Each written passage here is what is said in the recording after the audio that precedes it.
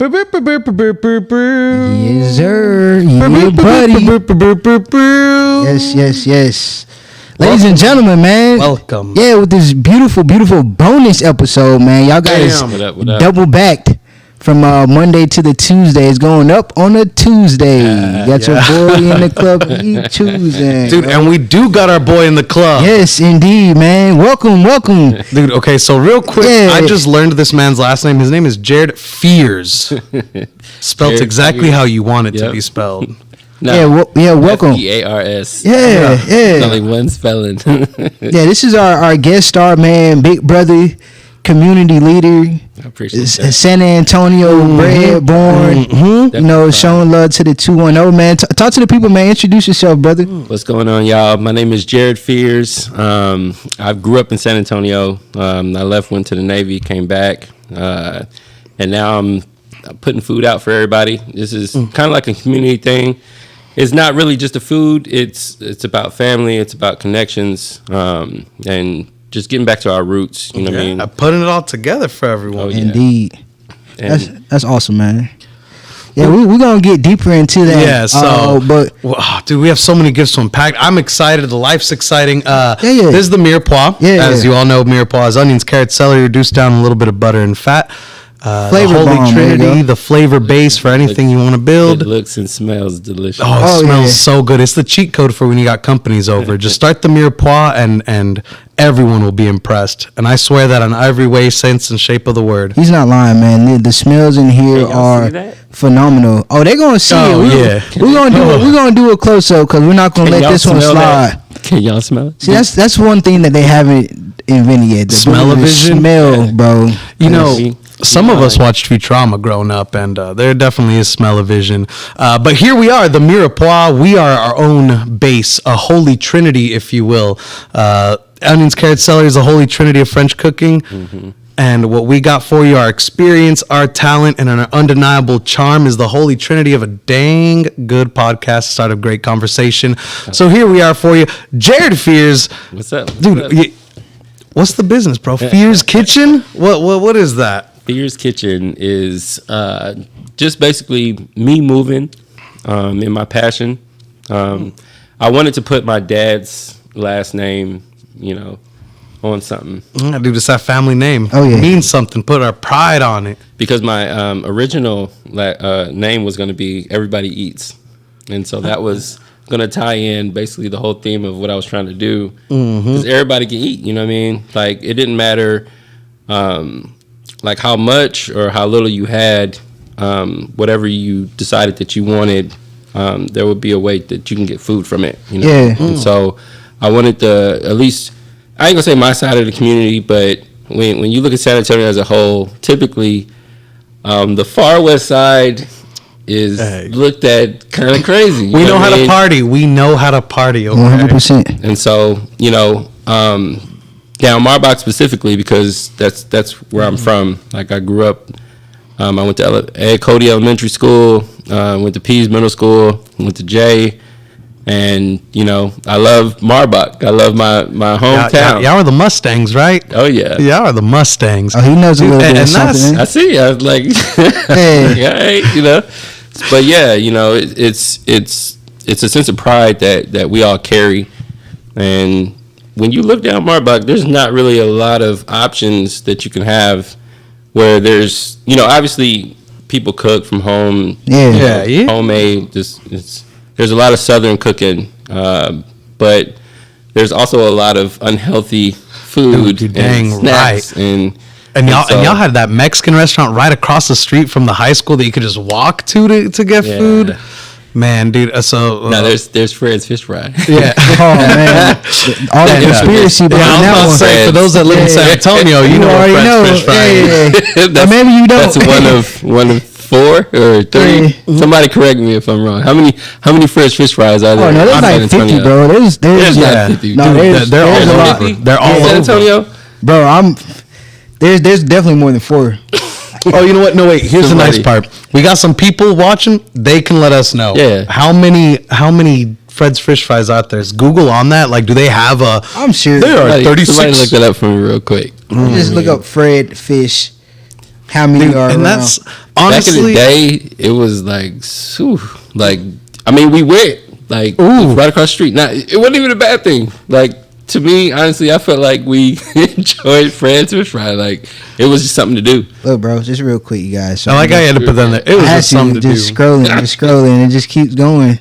Yeah, no, there's plenty of them. There's plenty of them. There are like, and I will say this though. He said, I still haven't tried it. There's like 3 just to show so it's not the quality of food coming out of Fred's fish fry. Yeah, it's that was 1, 2, 3, 4, 5, 6. So, you know, I'm not gonna lie. Old Chef Jack, like Fred's, dog. Dude, no, you are the first person I've ever heard in my life say that. People said they like the little fish. What is it? The fish fillet? No, I don't ask me. Don't ask me. I ain't never been there. The mystery meat fish tenders. You know what I mean? Like it's yeah. Somebody said there's a note to cover the selling drugs. We got a number of 12. Hey, look, man, that's is the oh no, dude, Operative Coke Zero don't know at all what he's talking about. He didn't know about no Fred's fish fry. 16 in San Antonio. Boy lives in Washington. Okay, I'll put it this way: if they were selling drugs out of Fred's, then they would have caught on by now. You know what I mean? Like, Fred's is doing their thing. Shout out to Fred's. You know what I mean? I'm serious. And this is why he's a man of the community. Yeah, that's what I'm saying. He is standing by this place. Fred's has been open since we've been little kids. Since we've all been little kids. And they are still making it. So Fred's never opened. They just showed up one day. Fred's might have the secret, y'all. Y'all might want to take a field trip to Fred's. I think we might need to do that for the sake of oh my God, a field trip to Fred's. We need to do Fred's on the podcast, bro, and do honest. Because honestly, I've never had Fred's. Side by side. I never tasted it before. Yeah, and just looking at it, because it's like a literal, you could tell it's frozen fish, bro. It's like it's a rectangular. That's Fred's. Yeah, but it just looks so. For me, it looks so unappealing, bro. Like, and I would eat Long John Silver's before I eat Long Fred's, John's bro. is Fred's. Dude, I was about to say, I don't know about Long John's. I think that's why I don't go to Fred's, because I've been to Long John's.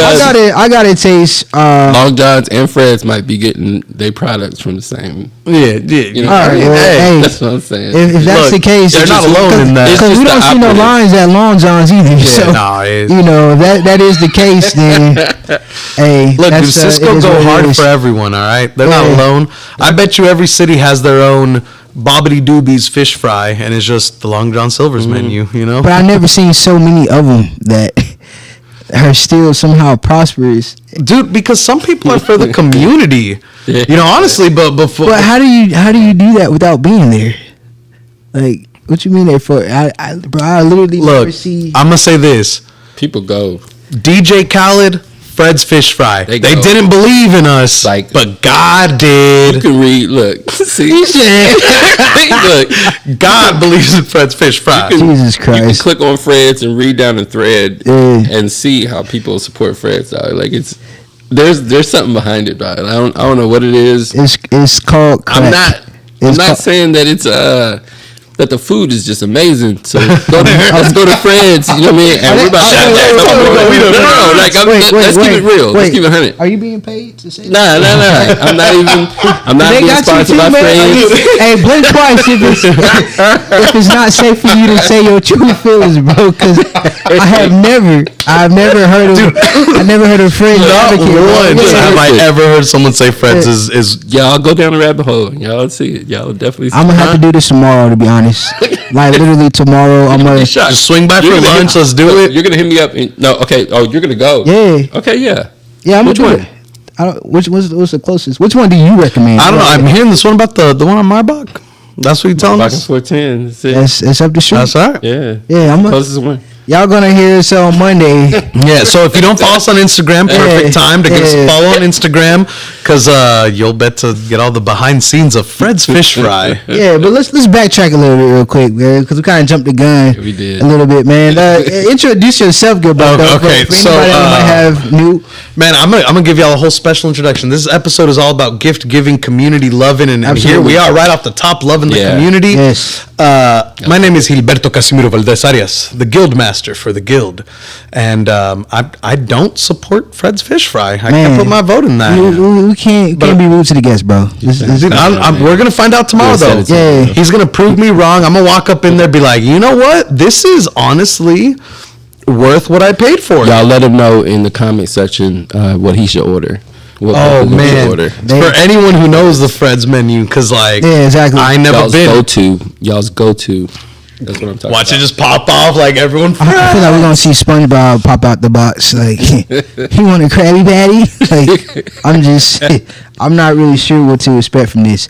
But I'm Chef Kais from the Chef Kais Experience, where we provide a luxurious dining experience in the comfort of your own home or the environment of your choosing. Right. And this Fred's Fish it's taking over the whole episode. We're gonna find out tomorrow. That's truly the gift that we prepared for our viewers. Yeah, this helping y'all find all the hole in the walls. Yeah, but go ahead, brother. Go ahead. We got on this topic because it was Fred's is right across the street from Jay. Yeah. I grew up from Jay. The high school I graduated from, and so I wanted to create something close by. I call it Ground Zero. That's the name right I feel like it'd be very beneficial for anybody in the surrounding areas that want to create content to just be free, creatives, like anybody that loves art, anybody that loves music and cooking can come through. And it's not even open to the public, but it's something that's going to be I was always welcome in Mirepoix. Accessible to anybody that wants to come. So that's something that Kais and I have been talking about since we first moved in together. Was hey, what are the visions of the business? What are the visions of the business? And something that always resonated true with me is that not only is our city, our space, our area the coolest out there. Austin gets all this hype. I've been to Austin. It's so over exaggerated. Houston does have good restaurants. Yeah, let's not put Austin. Look, I'm gonna say this. The reason San Antonio Countdown City is because we count down to greatness, and we doing it right now. So for anyone that does want to join in, there is so much, like you said, there's so much creative energy to capture here in this city. Whether it's art, whether it's film, whether it's literature, whether it's cooking, whatever it might be. Everyone expresses themselves creatively differently. There's a lot of gifted people in San Antonio. Yeah, and they don't get the praise and the flowers that they deserve. No, dude, they don't. It all goes to Austin. Or Houston or Dallas. I think San Antonio is purposely like that. This is definitely a hometown type of place. The place that you kind of go back to. So I don't think San Antonio wants to have that clout behind it. Nah, I will say that there's sometimes I feel like the support is missing in the city. But dude, imagine though reading that headline hometown from San Antonio, and you're like, bro, that's the 7th biggest city in the U.S. Yeah, that's not. I'm a hometown hero, bro. You're from the 7th biggest city in the U.S. Yeah, that does say a lot until you live out here, and then you just it's the world's biggest small town. Yeah, that's exactly what it is, and that's what it feels like for anybody who's not from here and listening. San Antonio is, for me. I'm from Montgomery, Alabama. And I always tell people San Antonio just feels like a big old Montgomery, because you don't have everybody knows each other here. Everybody knows each other, man.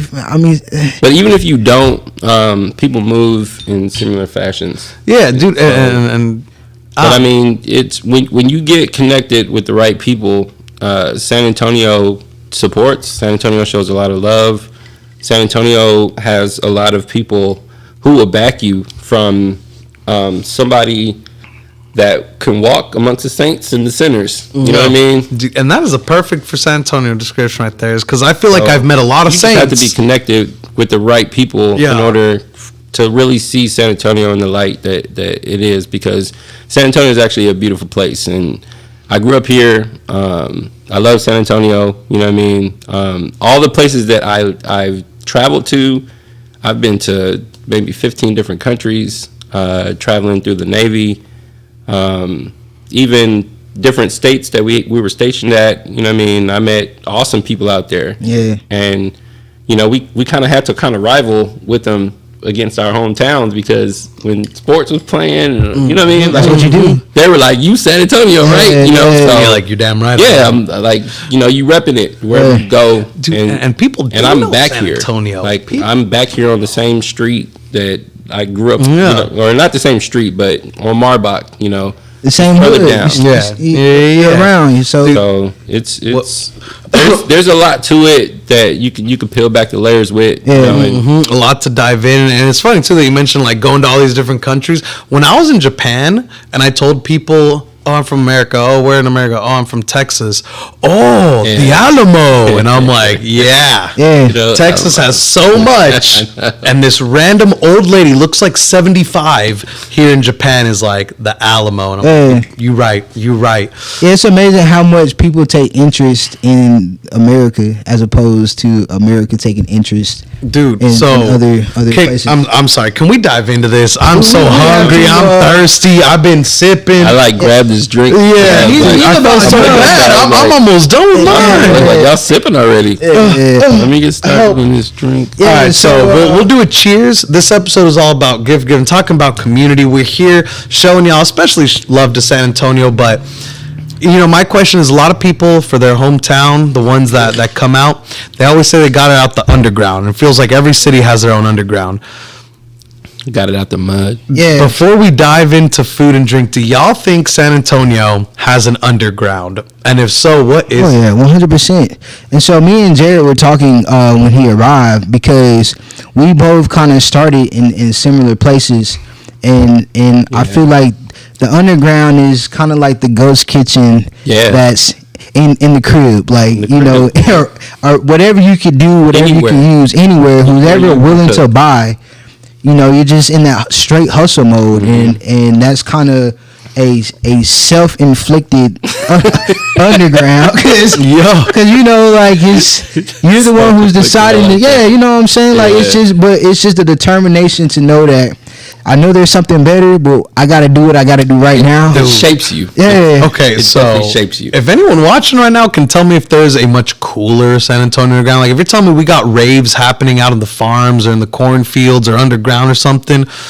let me know. Want to go to a rave? Dude, hey, I've been to raves, but I'm just saying, like, when you think of, like, what's a New York underground, it's like random party held in a flat. We took over a subway tunnel. So my understanding from Kimberly Suta, she says that, or I've heard that she does underground CBD parties type of situation where they do some food infusions and things like that. Can you see, bro? Yeah, there's. I can see now. I can see clearly now. The laptop's clear. Hey, so the laptop's here. I'm already on like glass number 2 of this. This is delicious. Kais, what? Yeah, so this is it's kind of watered down at this point, but so drink. We're doing a. You might want to start drinking. It got like a little hint of mint. Yeah. It's refreshing, man. It's something, you know, when you're around texture. people. We're talking about the gift that keeps on giving, and gin is like tea. Is my thing. Dude, gin is your thing. It's definitely my thing. So, gin's first. What is the name? Did you give it a name? Have you? It's gin and juice, baby. It's all day.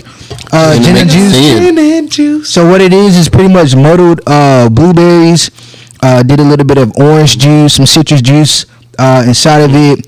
Pureed with some brown sugar. Also put in the gin, of course, which we're using. I think we're using Tanqueray right now, London Dry Tanqueray. He be getting yeah, you know what I'm saying, with all over it. with a little bit of 4-berry sparkling juice from HEB. Anybody can learn from this, man. And it's so good. And honestly, this is what we do every episode. We out here, we do cool things. We do great recipes. We do simple stuff. We do elevated stuff. We give you the simple way to do elevated stuff. And honestly, I feel like all the stuff we do on here is just hey, this is the easy way to impress your friends and family at home. Like when I said it, the easiest way to impress company is to put on the Mirepoix. I mean it. Turn our podcast on. We got the TV in the background. 100%. Imagine if you had friends over and there's just our lovely faces just telling y'all about all this good food, good drink, great community. 100%, man. Yeah. Hey, so cheers to community. Cheers to San Antonio. Cheers to counting down to the success of our futures. The countdown area code. Yeah, and the gift that keeps on giving, bro. 210. But now let's talk about the real show right here, man. This French onion soup, bro. Oh, dude, hold on. Let me put it up to the mic real quick because you can hear it. You can hear it. Got a crunch. Oh my god. So yeah, honestly, when the moment that we said that this episode was going to be about community and giving back, and this was going to be a gift, the only thing that popped into my head was Soup Kitchen. Let me help you out real quick. And for Soup Kitchen, all I could really feel is like, hey, one of my favorite soups, honestly, is just French onion. I get to throw it in. It's got bread in it. It's got cheese. So this one has, of course, it's been sitting here while we chat and while we talk. But the top layer is Gruyere with a little bit of Parmesan, a little bit of white cheese, melted down, all broiled in. But the soup is the fun part because literally all you do is you cut up a whole bunch of onions, which are dirt cheap, toss them in a pan, let them caramelize, let them get color. And it takes forever. Caramelizing onions takes forever. So in the meantime, you get to do everything else, like set up a studio and put together everything you need to put together for today's episode. And from there, I'm killing this soup right now. Yeah. I feel like I haven't eaten all day the way I'm eating it. Dude, hey, that's the power of onions, baby. A little bit of garlic, a little bit of chicken stock. Yeah. And I will say, too, I'm a fan of things taking forever on their own. I love making stocks and broths and all sorts of fun stuff. Of just texting guys, hey, I'm going to leave the oven on all night.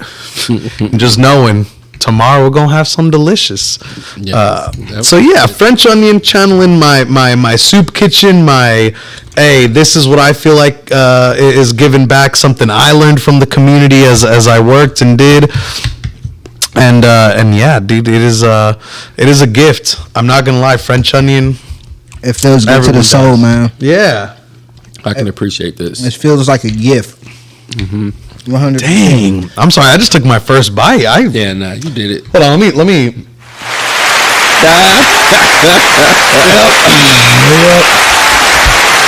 Hey, that was good. I like. Oh, that's it. Yeah, dude, it's just and the weather's starting to it kind of started warming up, but the nights are still kind of cold. Still, it's probably gonna get cold soon. We're gonna cut the AC down. Oh, and y'all hear me smacking? Set the mood. I feel like I need some Frank Sinatra in the background. Like I'm spilling food. A fire, yeah. Like I just want to eat it, dude. A fireplace and Frank Sinatra. Okay, so before I get too lost in soup myself. Y'all just want to see us eat. No, honestly. Turn to a whole mukbang right now. Y'all don't want to see us dance. How's he say? Oh, my God. The lyric just jumped out of my head. Oh, man. Andre 3000, hey, y'all. Y'all don't want to hear us. You just want to dance or something like that. You should have played the... We need to work on our sound bites though, man, because there's way too many opportunities to. That would have been perfect. Our girl said, "I hope y'all took pictures of the soup." Oh, you know we did, babe. It's like the onions are very tender. Like he cooked it down all the way to the onions are very tender. Like if you don't like onions, then kill yourself. No, I'm just playing. Just playing. Man, that's for the root, bro. That's for the after hours. There's a lot of people that don't like onions. Why don't y'all like onions in the comment section? So, dude, some people really just don't like themselves, you know? Some people truly be out there sabotaging themselves. There's different types of onions. Like, I love onions. Okay, hold on. Would you eat an onion raw? Would you just bite right into that? You know what? I wouldn't. I would never. That would be a never. Oh, you don't eat raw onions on your sandwiches, your salads? I do. Okay, that's a good point. You know what I mean? Because I could cut up a raw onion on... Yeah, on a burger, on a sandwich. But I was talking about taking a whole bite out the thing. So I had a cousin... Like an apple. I had a cousin that would do that. We would call him the Grinch because he would literally like bite the onion as if it was an apple. She can't talk to nobody. That's a guy. At the end of the night. Yeah. I mean, it will make your breath smell. Like if... Dude, it has to. I mean, like cooked onions, raw onions. It's you can put it at the bottom of your feet. That's what I was gonna say. My peoples, we rub it on the bottom of our feet, and you wake up feeling great. If you wanna clean your grill, you can cut an onion in half and stick a fork in it. Oh yeah, so that's one of the. So if y'all don't know, Jared's also a smoke master out here, man. Grill master. I grew up on barbecue master. So any gifts, any tips you want to give? I know you were just saying how you can clean the grill with the onion. Like, did you know that, Gilberto? Anybody? You already knew that? I'm gonna say this. I'm actually about to It'll flavor your grill. It'll clean it, and it'll act as like, let's say you put meat on the grill, and you're thinking like, you know, why do I always get these like black char lines? You know what I mean? There's extra debris and stuff like that. Yeah, that just gets caught on. Yeah, and so when you rub that onion over it, then it'll actually like smoothen and loosen all that up. And I mean, flip your rack over, do it on both sides. It's a great way to like flavor and clean your grill in the process. But you need to add a flame to it first in order for it to like kind of harden so that it can kind of fall off. But that smoke flavor in meat and food, just in general, like I love it. I'm obsessed with it. So on behalf of chat and the event I have to cook for this Friday, what tips you got for someone who's about to smoke a brisket? Oh man, yeah. We getting into intellectual property. Yeah. Hey. Look, I'm just saying. Your boys got an event to do this weekend. I'm doing all barbecue for them, and I'm just like, you know, don't get me wrong. Like, I know what I'm doing, but I also know I can learn from others. Well, I mean, I guess it just depends on your flavor profile. Like, how heavy and deep you want the smoke. Do you want to see a smoke ring? What color do you want the smoke ring to be? Like, all of this matters when it comes science. to... It's a science. Just like you mentioned, like, cooking is a science. Barbecue or smoking food is also a science. Like, what's the best wood for smoking? There's no best. There's multiple. Just preference. Yeah, I know it's preference. What's your preference? Yeah, dude, I love cheese. He's saying we can't go. That's too deep, man. We can't get too deep into it. We're here to talk about gifting, not about smoking. All right. But in all honesty, you know, I am here for that reason. So I love hickory. I love mesquite. I love pecan. I love cherry. I love apple. Like, he loves them all, man. Hell yeah. You got me. That's how you know he's the smoke master. He's like, they're all beautiful tools. No, so I'm sure you like do it according to the meat too, right? Or do you just kind of freestyle it, whatever? You just freestyle it, you know, because only then will you find your flavor profile. Like everybody's flavor profile is different, so I can't tell you what's the best because what's best for me might not be what's best for you. You know what I mean? And so you have to pair different types of wood. Some people only use wood. Some people mix wood and charcoal. Some people, you know what I mean? Yeah. And so there's different variations to getting the smoke that you need. Like, but I'm like I gotta do this quick. I gotta make moves. You know what I mean? So I have incorporated different techniques into cooking brisket where, you know, like one time, I'll give you a little story. Yeah, we got a story time, yo. One time in the past, oh man, this is when HEB was open still 24 hours. Man, I missed that, bro. I love HEB. Dude, so much. The 24-hour HEB though? Yeah. Dude, 24-hour HEB right off of Huebner, or no, not Huebner, Medical, no. Oh my God, an I-10. Y'all know what I'm talking about. Where's Bach and I-10? 24/7 was pick either clutch. one of those, yeah, and you'll get what you need. Like, but and now ain't nothing 24/7. This was going into a barbecue Friday, and I have plenty of orders going into that day. But I felt like, you know, I'm gonna get a little nap in. I'm gonna throw the brisket on the pit. Woke up, something happened. It charred. I mean, it was burnt beyond belief. Dang. And so I went back to HEB because, you know, it's never over until it's over. So I went back to HEB, got another brisket.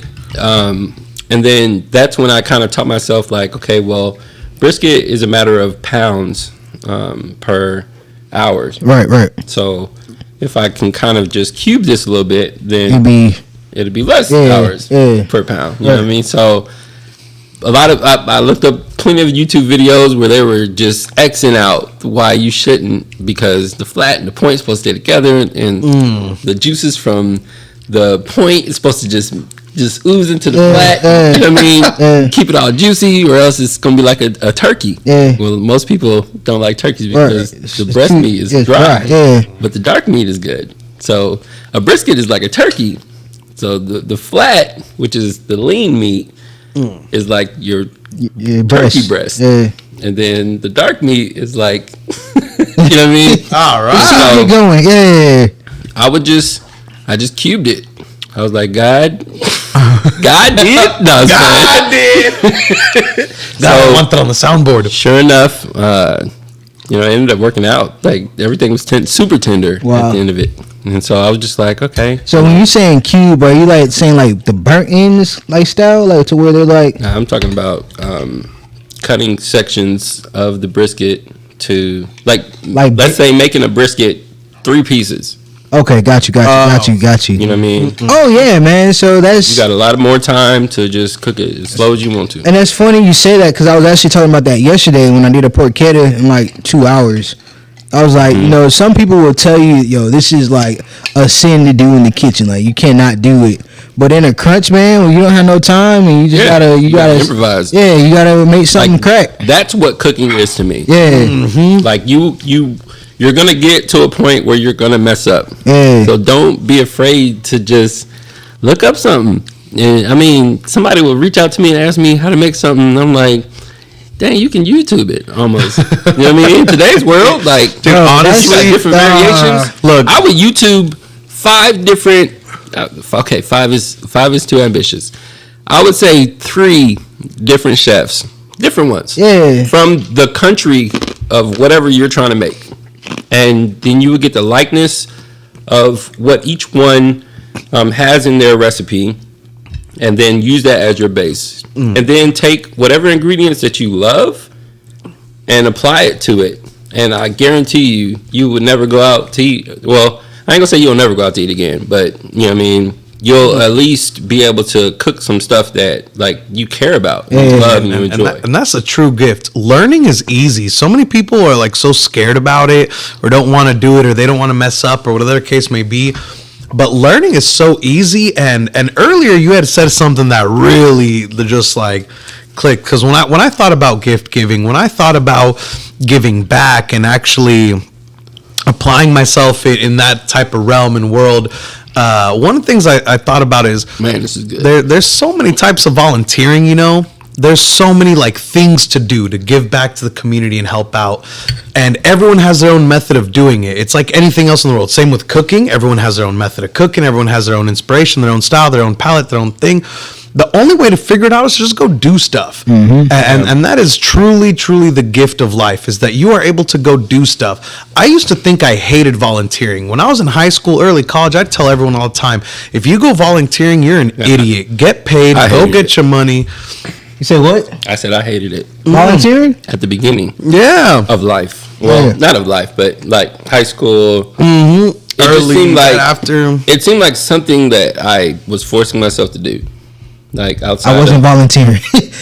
Like there was just a lot happening. So when you volunteer for certain stuff or whatever, you were kind of putting yourself in a position to have to work more. You know what I mean? And like at the end of the day, like you're chasing peace. Like maybe when you're younger, that's not the case. You know what I mean? Like, but you're really just chasing peace. So I guess to do less for more is the goal.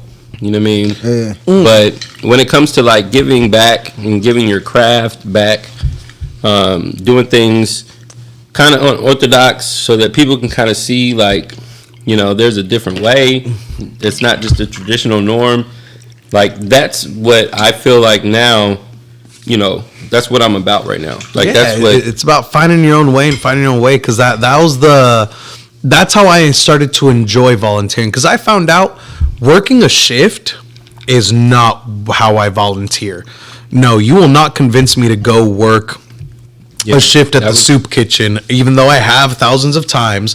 The way my volunteering looks like is, hey, I'm going to be part of putting together an amazing event that people are going to come to either eat, to celebrate, to do whatever they got to do, but some way to actually give something of value to those that actually need it. Maybe the shift at the soup kitchen was a bad idea, but I meant more so like actually giving to those who need it. Like I don't like doing the whole, oh hey, I'm swinging by and working a donation station while you just drop stuff off. I guess that feels weird. I prefer to actually see the people that like, hey, I'm going to go drop off the blankets. I'm going to go feed these people. I'm going to go help out in some way to assist them in a meaningful way, as opposed to, hey, let me just, yep, I'll take that donation and I'll check it in. Here's your tax write-off. Thank you. I'm a fan of that. Well, there's levels to it. So, like, people that want to become an entrepreneur, where they see there's, they have skills and gifts, but then they're putting all of their work into a corporation, you know what I mean? And they're giving those talents to this corporation. I ain't gonna say there's a better way, there's just a different way. Like, you can always get your medical and dental and everything like that taken care of. But obviously there's another route for it. Yeah. But outside of that, like, you're just getting pennies on the hour. Wow. Compared to like what you can actually do outside of being a middleman. What's your worth? So that's a cool perspective to think of it. There's people who are getting paid to volunteer and they don't even realize it. That's what life is about. That's the working class. I mean, exactly, 100%. And so to see where you're at now as an entrepreneur, though, because I think it was last year where I helped you do the Thanksgiving. Man, that was hey, I think that was T Poke. Yeah, that was for T Poke. And shout out T Poke. He has a spot on the east side called, or I think it's like Far East or Northeast, or but it's called Poke's Place. You know what I mean? And like, he's just following his passion. Like, he's another person that, like, it's him and his wife, and they just like are a dominant force, you know what I mean? And they enjoy what they do, and they found out a way to kind of capitalize on it, you know what I mean? And so, like, the first step was finding out what your passion was, you know what I mean? And then it was seeing it kind of play out, and then it's monetizing off of it. You know what I mean? Because at the end of the day, like, hey, you have to make ends meet. Exactly. Like, you gotta survive. But you're not just only doing it for pennies either. You know what I mean? Like, let's be honest. You know what I mean? Let me ask you this real quick.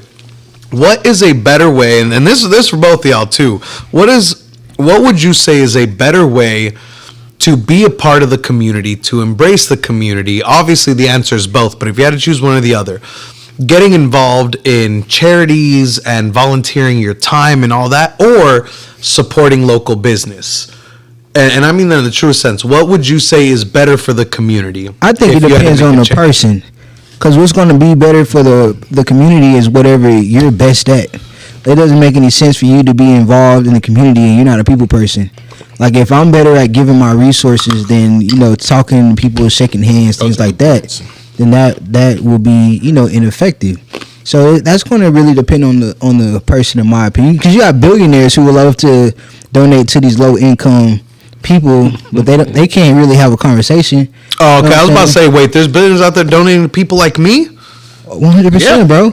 Well, yeah. Hello, billionaires. Yeah, we need to get them on the podcast. We're looking for you guys. Yeah, some angel investors. Yeah, 100%, man. Shark Tank. I watch y'all every dude. Man, that Shark Tank is lit, yo. Shark Tank ain't ready for me to be on there. They ain't ready for me to walk in and be like, go ahead, bring the soup on Shark Tank, bro. You got the deal. Just walk up. Yeah. I have French onion. Nah, just don't even say nothing. Just drop the soup down. I do want to say this though, but you can't support everybody's business.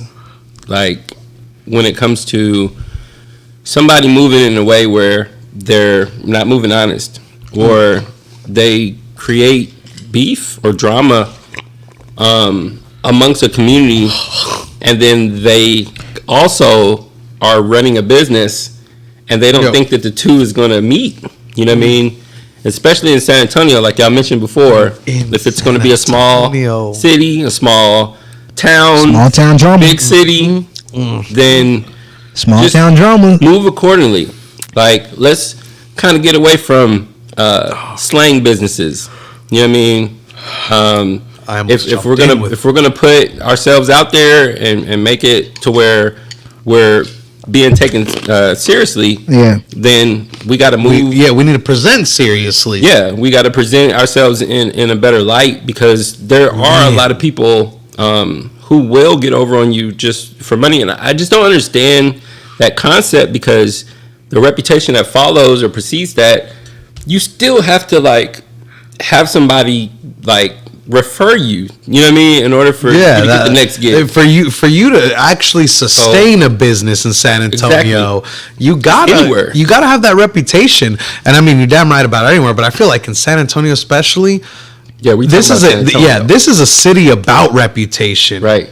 Like, I mean, that's all you have. I think people want to get on board with what's right, or you know what I mean. They just needed a direction.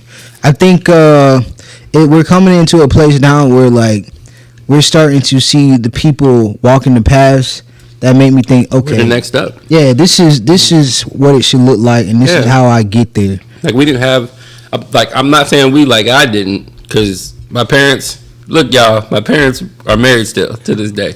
You know what I mean? I've had an example of family my entire life. I come from a family of 7, 2 older sisters. Yeah. Shout out to Nawana and Tanisha, and then my twin and my older brother. Shout out to Willie. Shout out to Jamal. Like, my parents are a staple in our community. Like, whether you want to believe it or not, you know what I mean? The Fierce Families is 1 10 for 4, 2 Dugas. Boom. And so it's what it is. You know what I mean? Like, but we just all are going to come together. Like, and that's been there since the upbringing, dude. And I still, like, you just said it right now. This boy's last name is Fears. What more do y'all want? What more do y'all want? His business is Fears Kitchen. What more do you want? Shout out to Willie Fears. Man, there was a woman I wanted to marry once, only because her last name was Youngblood. And I'm like, man, that last name go hard in the paint. It matters. There are very few names. I'm going to take her name. Oh, dude, hey, look, there are very few names that rival Valdez. But Youngblood, oh, man. Hey, man, I don't want to get too deep into the last names, because there you go. We can go further down the road on that one. Like, we would need like 20 CDs. Well, I mean, you know, we're all descendants from somewhere. So once we learn where we're really from, there's a power behind it. Yeah. You know? Oh, 100%. So 100%. It's interesting, but in all honesty, you know what I mean, there's guys that have kind of taken their wives' last names just because they didn't care. Like Ricky Williams. He took his wife's last name just because he didn't want her to go through the drama of her having his. You know what I mean? Yep. And like, there's power in the name, man. Yeah, I was gonna say there's power in the name. He was like, "Where's my last name come from?" You know what I mean? Yeah. And like, they couldn't really answer it. So it was just kind of it was very empowering to see that aspect of it too. You know. But dude, I would definitely take the last name Youngblood though. Like, just imagine that. Imagine your son being able to run on the basketball court. Hey, Youngblood, come here. Come here. Let me show you how to shoot. Like, anything he does in life, he's cooking on the line. Youngblood. Hey, what up? Forever young. Forever young. Yeah. Life comes with its sins. Hey, De Los Santos, my girl name. She's saying, Kaya, she like De Los Santos, and I do. I really do. She's an awesome photographer. Yeah. I'm gonna say about powerful names. Being of the Saints, that's a powerful name, bro. You. Hey, well, I was born of the Saints. I just didn't have the name. You were born in New Orleans. Shout out to Cassie. Yeah. She's an awesome photographer. Oh yeah, you hear that, baby? They giving you love in the city. She's worried about coming to San Antonio. Like, are they going to accept me here? Nah, baby. We accept you in San Antonio, Cassie. You're good. You're good to come through, bro. You got the right last name for it. I'm about to say, if there's any city that's going to in here, Cassie. He said, just hyphenate Austin. Just hyphenate Austin. They just keep the De Los Santos and just Austin. Hey, your first and last name. You got it. I'm tired of the hyphenated names. We need to get some other symbols involved. Like, can't we have, like, you know how they got fractions where one's over the other? Can it be like that? De Los Santos divided by. He sound like some Yeezy. He sound like he on some Yates type of stuff right now. Hey, look, all I'm saying is that's an Elon Musk idea. He said, let me just drop my whole last name to begin with. Like, no. Now we're throwing symbols. I think he divided the last name. Look, we can do anything it's we want. It's a ratio. Divided the last name into another one. I'm 3/4 Valdez. 3 parts Valdez. 2 parts this. Yeah, this is that's reality though. Right? Honestly though, for your kids, maybe, I'm 1 part Valdez, 1 part this. Maybe on some futuristic type of stuff, man. Mix them all up. I do see a world where that happens in the future. Where if y'all want it to be all one race, mix them all up. Yeah, just bro, throw it all in the pot. We're melting pot Throw it all in the pot right there, man. Look, she might be watching right now, so I won't drag too much. But there was a girl I dated in high school, and I met her grandparents, and this man. What's your name? Gilbert. And they had warned me, hey, he's kind of racist. Like, be careful. I'm like, that's fine. Gilbert's a white name. Those. And then, what's your last name? And I'm like, Valdez. And he stopped. Like, you hear the record scratch. Like, everything stops. And then grandma comes to me and is like, look, it's not that we're racist. We just don't believe that, like, these races should be dating together. You're a great man. We don't think you should be denied anything. But you should be dating other Latino women. And I'm like, I mean, you're right about that. I should be dating Latino women. I don't know what I'm doing with a white woman, but yeah, they were definitely hardcore racist. And their whole argument behind it was, if we acknowledge our differences and say that they make us great and special, why would we want to destroy them by making it all of one thing? Damn. And I'm just like, passed down trauma. That's what we call that. I'm like, guys, that's a great point. when were you born? I'm scratching my beard like, you know what? I did watch The Color Purple, Woman King. The Black Panther that just came out. Yeah, that too. Wait, Black Panther 2. Nobody buy into that. I don't want anyone to think that's the truth, because Mexicans and black people, we get along, you know? Okay. I thought he was about to go another route with it. Yeah. Nah, Black Panther 2 tried to put our peoples against each other. They did. I don't know why. Yeah. They didn't try. If for those who haven't seen it yet, sorry. No, we about to tell it all. Nah, but it's been too long. Y'all should have seen it already. I felt like, Can I tell y'all what I thought? Yeah, talk to it's your mic, bro. I felt like if there was never a black scientist, if the scientist was never black, they would have never had a storyline. I felt like if that scientist was another race, then Wakanda wouldn't have saved them or came to their defense. So I'm having a confession to make. I saw the movie, but I fell asleep 15 minutes in. And it was that long. But look, are you tired before? No, he was tired. He just watched the movie and said Mexicans and black people never fight. I didn't even get to that part, bro. I didn't even know that was a thing. Like, yeah, man, it was. I woke up 15 minutes before the movie ended, and that's why I saw that. And you're trying to piece everything together. I was like, this looks like a great movie. There's an awesome movie theater in San Antonio. I probably shouldn't tell y'all. Brewflix. You talking about Brewflix? I thought you said bootlegs. No, Brewflix. Brewflix. Flix Brewflix. Flix Brew House. Yeah. And there's maybe a few of them in San Antonio. It was like the old draft house. But better. But like on steroids. Like you can recline the seats. You can press the button and have people come. You just write your order in. They have a menu with like multiple food items. Let's talk about this food though, because that's one thing I do remember. The food was okay, man. The food is food. Like it's Hey, does it get the job done? Present. It's present. That's how I'm gonna describe Honestly, food from now on. So what do you think of my food? Okay, it's look, yeah. present. I feel like Brew House a few years ago had way better food though. Just mix a little bag of some seasoning that you want to take. Here we go with the gift that keeps on giving. Y'all, come on. Y'all know Here's a pro tip. Here's a pro tip. Y'all don't have to bring snacks. Just bring some seasoning. Yeah. Bring some extra seasoning. You can sprinkle it over everything. You can sprinkle it over the popcorn.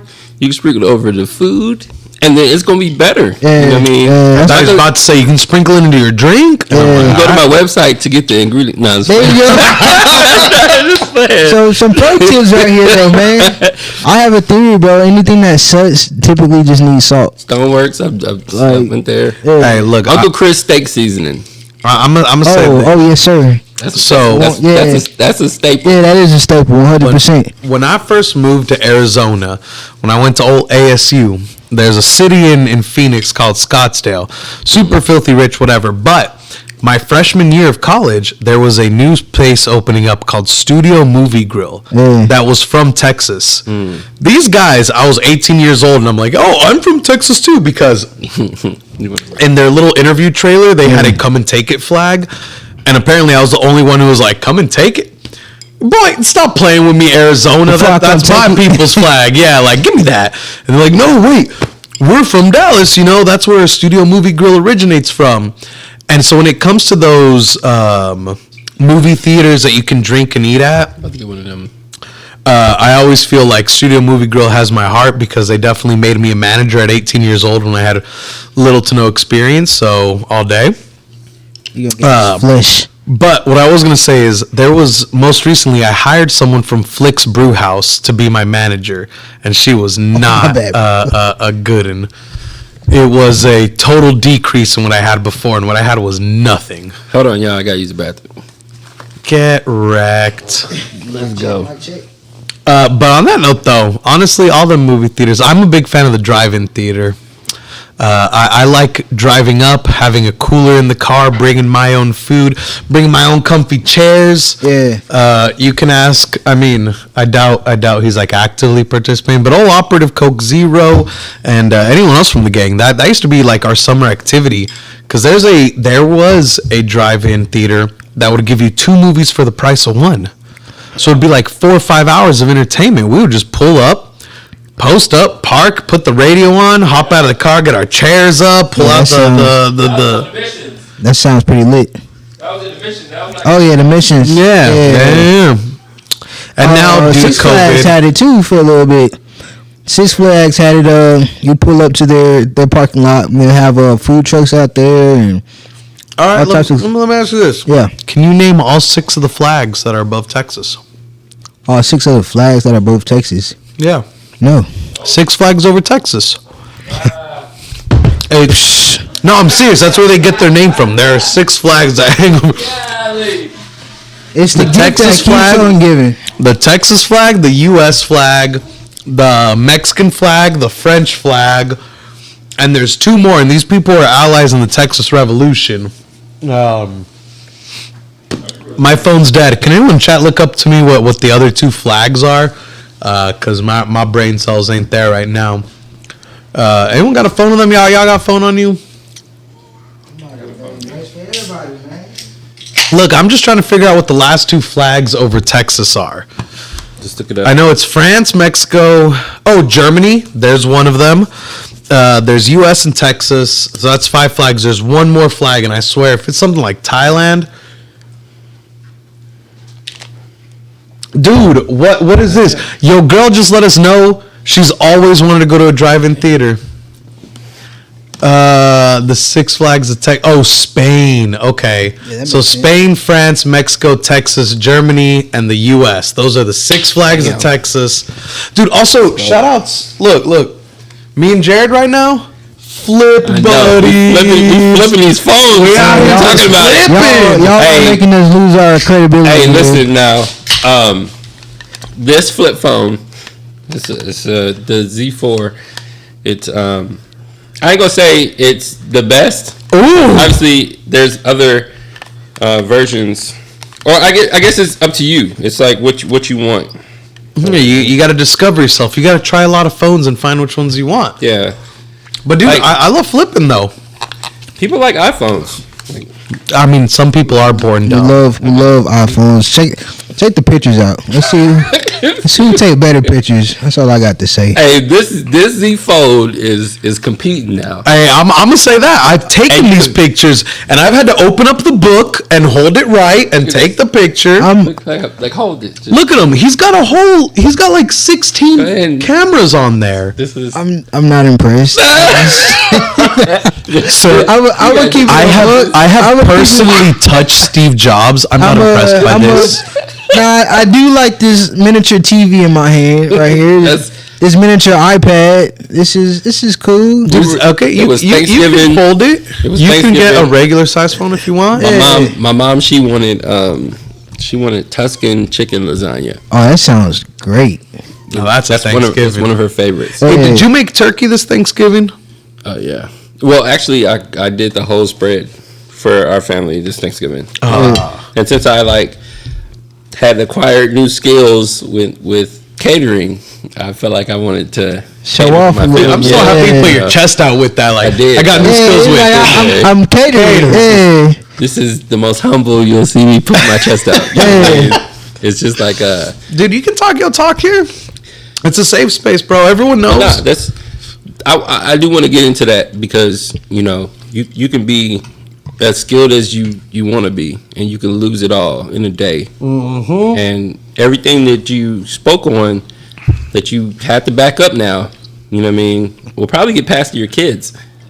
And in this generation, we're talking about passed down trauma.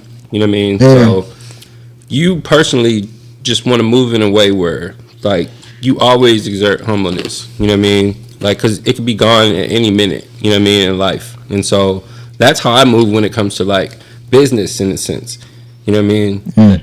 And I'm shout out to everybody that shares my content. You know what I mean? And just supports. Just in any way. You don't have to spend money. You don't even have to share something. I don't physically have to see you do it. Yeah. But just to know that at any point, God is going to put the words in your mouth to tell somebody about my business, you know what I mean, or any entrepreneur that's out here doing their thing. Yeah. It's just awesome to know, you know what I mean? And so those spiritual battles you're fighting every day, those spiritual battles you're also creating on your own by being boastful and going in a doing it in a way where you don't really have to go that hard in it.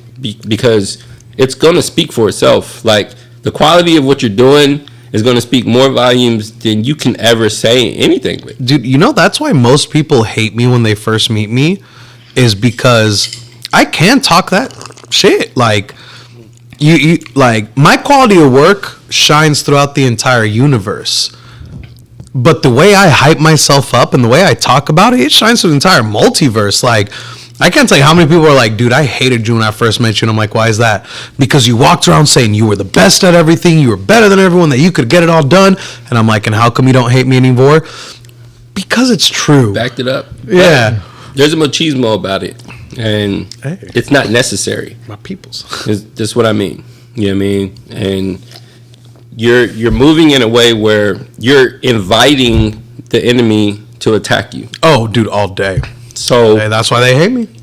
But that's not the goal. I was about to say, I'm not saying in a bragging moment. I'm saying that as you get older in life, you don't want haters. You know what I mean? Yeah, no, there's no need for it. And that's why social media context of life where they say if you're doing it right, then you gotta have haters. You know what I mean? Or however the saying is. If you're that's not true. You know what I mean?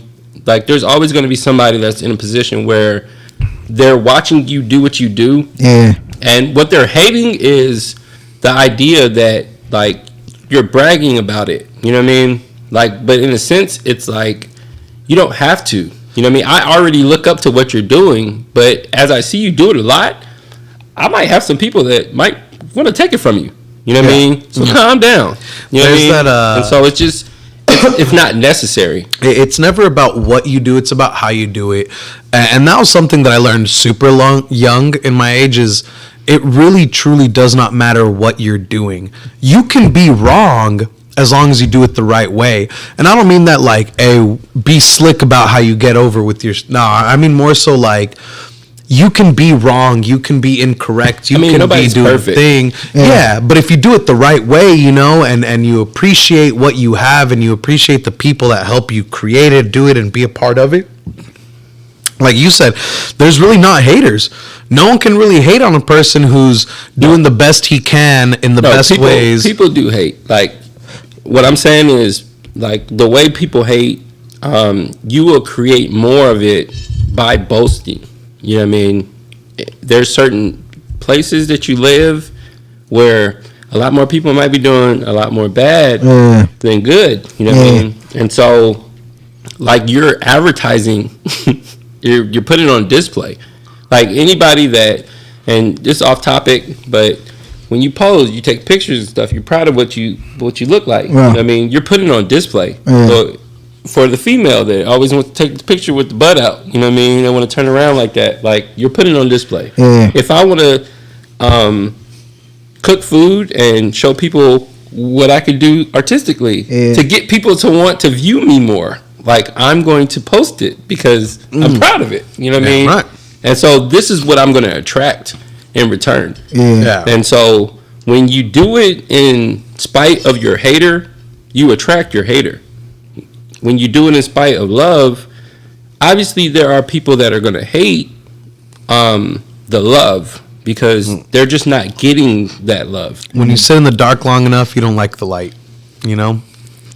Well, you just haven't gotten adjusted to it yet. You know what I mean? If light is positive and dark is not, and that's the perspective, then, you know, you're longing for light after you've sat in darkness for long. You know what I mean? And so it's just perspective. Like, so with life, like in general, and getting to the roots of like giving back to people and caring and stuff like that, like your goal is to reach that because, you know, Jesus walks amongst the sinners, not the saints. You know what I mean? Dude, and so in retrospect, like the way we move also needs to reflect positivity. Because if somebody's hurting, then we can also bring them up. You know what I mean? And if I'm bragging about what I'm doing, like I said, it can get taken away tomorrow. And then what I'm bragging about didn't matter. Like, I had to still back up what I was saying. You know what I mean? So that's the only thing, like, over time that I've, like, learned. You know, I'm almost 40 years old. So over time I've learned to just tone down my attitude. Like, I had a bad attitude in basketball. I thought I was cocky. I was arrogant. I felt like I was sure of myself because I knew what type of work I put in, but it didn't get me nowhere in life. You know what I mean? Now I'm looking back on it and I'm thinking, dang, like there was coaches that was saying I was uncoachable because of that. You know what I mean? It's perspective. So you want to tone that down because it doesn't ultimately do you any good in the future. You know what I mean? And your craft will speak for itself. And like, you can be as boastful as you want about how these flavors are in this this soup because, you know what I mean, it was good. Like, very good. And so it doesn't have to like also add on, I know my soup was good. You know what I mean? Just walking around. Yeah, they call that the Columb onion soup. We were trying to figure out how that was going to work. And I brought it together. He made it work. Yep. Yeah. Nope. That little pause kind of gave it a little... that's what I realized was the trick. I realized that was the trick. I'll tell you what, the soup's still hot right now. It's been an hour or so. Dude, I wouldn't even know. I definitely cleaned mine out. Honestly, French onion soup it sets the mood for me. It sets the tone. It had like because a crust on top. It was... A little crust, had a little like a croissant in the middle, and got all nice and wet. Like a baked mac and cheese crust on top. Dude, it's... I don't want to call it poverty meal because nothing I do is impoverished. I am rich and bountiful in life through my talents, my skills, my connections, the people around me, my happiness. But I really do view as a French onion soup as like, dude, that's, I don't know. Again, I know it's fancy, quote unquote. Like, I know it's fine dining, but I really do view it as like, it's my poverty meal. It's my, dude, I just cut up some onions and throw it in a pan. And it's so good, and it feels so good. And you know, you said it, Jesus walked amongst the sinners. That's when I feel like I'm at my best. He made French onion soup when he told them to get the fish and the bread. You said, nah. I got something. I got something for y'all. Y'all ever been to Fred's? They might have French onion soup on them. Hey, dude, if I walk in there and they got French onion soup, I just playing. Dude, it's literally just onions and water, though. And that's one of those, like, I ain't gonna lie. There was a place I worked at that had a French onion soup, and anytime someone ordered it from me, I was like, why? You know it's just onions and water, right? That's all they've done to it. All right, there's a little bit of butter in there, too, and some seasoning, but... man, I enjoyed it. Okay, it's been a great episode, man. But so let's figure out. You got any future? Jay, what you working on? What you putting together? Well, you know, for any entrepreneur that's going from kitchen to kitchen, you're driving super far. I wanted to create an environment within my own, you know, ground zero, to where I could do that and then also give back to John Jay. But I wanted to make it completely legit, to where it's walking distance, damn near. But I wouldn't walk it. But it's just like, you just, you know, open up a shop, and then lead from there. You know, I've always been big on giving back, in the sense of like cooking for free, and giving it away to the community. Like, but I would do it in certain areas, like we call them like little staple spots. So the sewers is, I don't know the address specifically, but it's off of Hunt Lane. There's like a park that's like right off of Hunt Lane.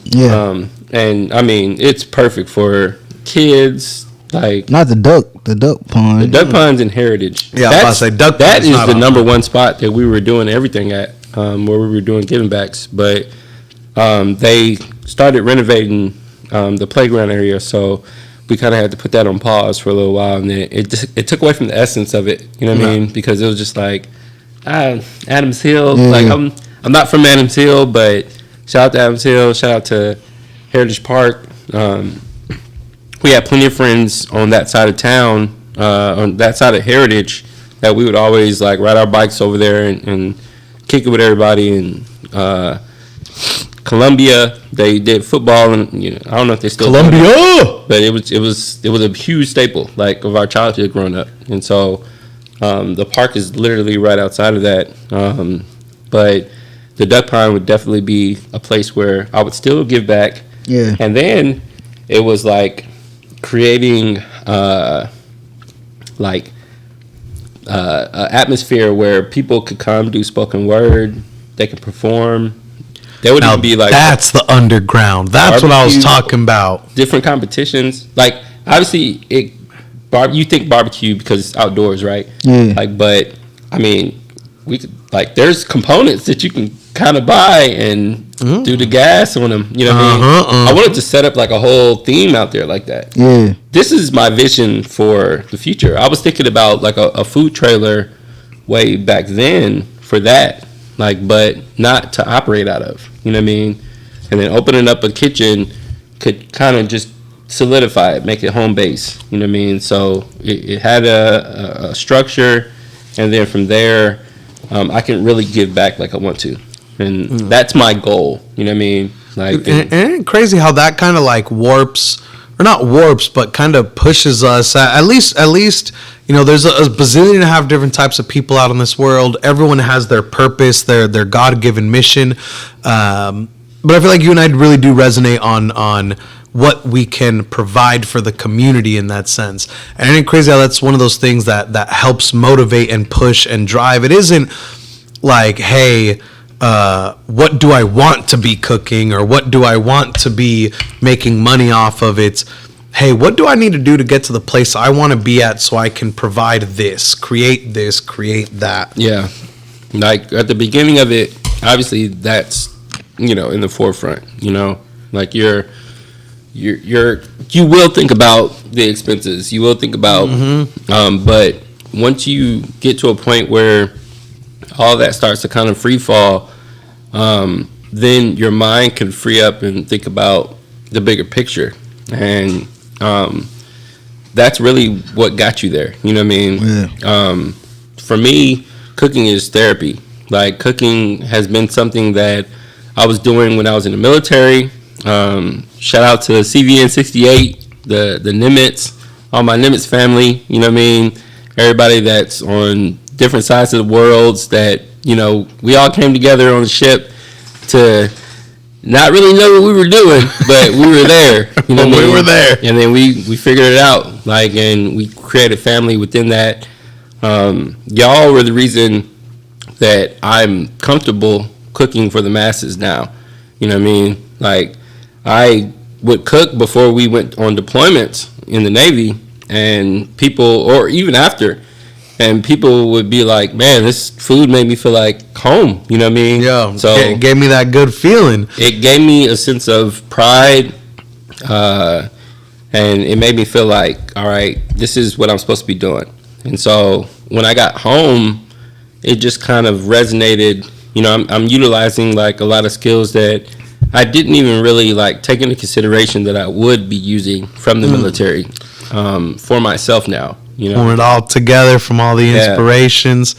And let me ask you, you got anything big coming up this month? I know you're talking about opening up that kitchen and that commissary. How far away is that? Or not commissary, but like, I don't know, you had mentioned it's going to be a place for if someone needs to just register an LLC out of, do this or do that. What do you think is the timeline on that?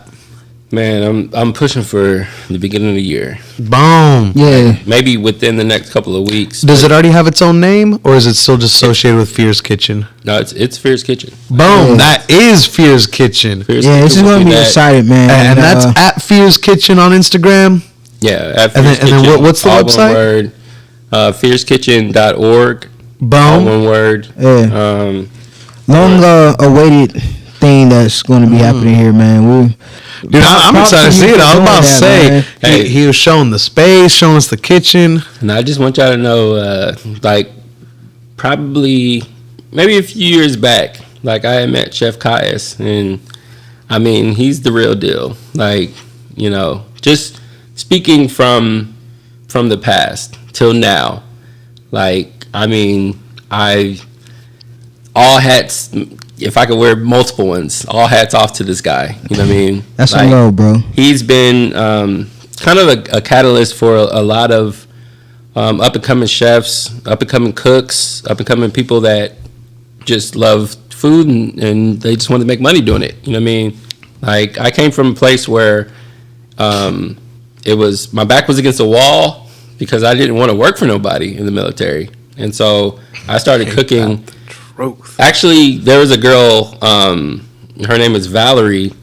She's a realtor in San Antonio, and she bought her first plate from me. You know what I mean? So when I went down the rabbit hole, I started meeting like multiple chefs in San Antonio. Like, he's an actual chef. Like, I don't consider myself a chef in San Antonio. He's humble, very humble. I'm really like, I just came from a place where like I didn't go the route of anything culinary, like anything cooking. Like my parents, I grew up watching her, my mom and my dad cook, and I would sit and pick her brain in the kitchen and ask her like, what, Mom, why are you putting seasoning in that? I mean, like, why that instead of just salt?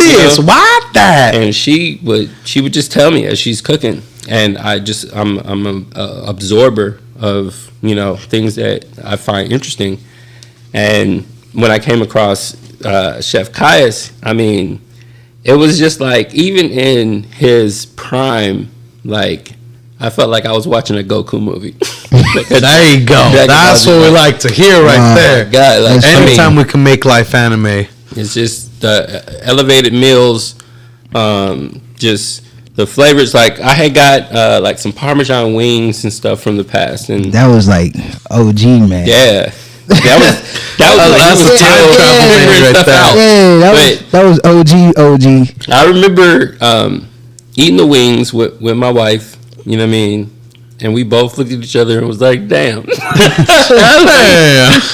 Like, you know what I mean? Like not on no, you know, like, because she would be critical of food and I could be critical of food just out of nature, you know, human nature or whatever. But at the same time, like, I'm really not trying to critique like local people food, you know, like that. You know, it's just, it is what it is. Like, but nah, that was, Parmesan wings were hitting. Yeah, I mean, I remember it. You know what I mean? All right. Okay. So you've known me 2 hours now. Say something about me. Well, I was speaking on your French onion soup because true. It was presented differently, you know, than different places that I've gotten French onion. Similar in the dish that it's made in, which was cool. But this like had a thicker crust of cheese on the top, and then texturally inside, you know, you have the super soft onion, which is a staple of French onion soup. You know, as you're eating it, you should be able to break through it all. And I mean, I did that, and like, you know, this is kind of like a meal where you're like, it's cold outside and it's warm, you know, like, and this is want to rub yourself. Yeah, it's like, it's a sense of family, like sense of, like, you get all of the flashbacks. Like, I could be watching a Christmas movie, dude, eating and this, that's you know what I mean? I'm saying. Though, so, like, we talked about. There's certain compliments that people will give when it comes to your food, and when you can make a food or some food that always reverts back to like somebody's childhood or like somebody's parents making it for them or whatever, like, it's the best that's compliment. The ultimate compliment that any chef could get. You know what I mean? Think of the Ratatouille movie. Yeah, 100%. Hey, you heard it here first, mixtape. This has been old Chef Gilly V, Gilberto Casimiro Valdez of the Guild, here to bring y'all project management, event planning, whatever you may need. I know everybody, we got this. We build our resources. I look forward to doing anything and everything for y'all. Please follow us on all our stuff. Again, it would be the ultimate Christmas gift to us if you shared this with your friends. If we could reach 100 subscribers on YouTube before the year ends, my heart would grow 10 times in size. Shout out to my homeboy Vision, Shannon McWashington. He's the one that's building the studio outside of inside of the shop. Silent Life Studios. We're gonna pair music and food together. Yeah, I feel like music and food, getting the whole experience. Like, you can't overdose on music. You can overdose on almost everything else. You can overdose on food. You know what I mean? Yeah, I do it like on a nightly basis. You can only eat so much food before it starts to affect your body. But music is endless, man. Music is something that you can kind of like, you know, it pairs with any mood. Yeah. And so I want to create an environment where both of those in San Antonio can exist, and not create it, like, but just highlight it. Yeah, that's what I always put it. Allow my skills to highlight your natural talent. Add to it. If you are great at cooking, I can come along and take care of all the business stuff. If you are great at business, I can come along and put together the planning and the organization. If you are great at making wine, I can come along and handle everything else that is the beauty of this industry. I am a magnifying glass. Love wine. Yeah, it is a joy to be a. Hey, you don't know how to roll cigars? Y'all know how I know how to roll cigars? Oh, damn. I really channeled in my Colombiano. D. Mercer. Yeah. Hey, we gotta talk off camera. Hey, but once again, shout out to Jared Fears. Appreciate y'all. From Fears Kitchen, man. At Fears Kitchen, fearskitchen.org. Please check him out. Come support him. It's the holiday season, man. Put some money in this man's pocket, bro. He shows enough love to the community. Let's show our love and our support back towards him. And yeah, bro, we definitely appreciate you, man. Yeah, dude, it is. Hold on, let's give you one of these. Coming out, yes, sir, man. Jared Fears. Yes, sir. hoping we'll get them back here one of these days, man. I hope this ain't the last time. Yeah, we up the street, bro. So, I was about to say, I hope we'll meet him at Fred's Fish Fry tomorrow. Yeah, let's we might need to make that a thing. Who wants to come with us? Meet us at Fred's if we can find it one open. But, Exit 7 on 410, you know the deal. Let's go. Yeah, but much love to you all. Thank y'all for tuning in into the Mirepoix podcast. It's your boy Chef Caius from the Chef Caius Experience. It's been your boy Gilberto Casimiro Valdez of the Guild and special guest Fierce Kitchen. Let's get it. Let's get it, baby. Let's get some hype on that Fierce Kitchen. The grill is lit. Y'all have a great night. Good night, everyone. It's been the Mirepoix. Thank y'all so much.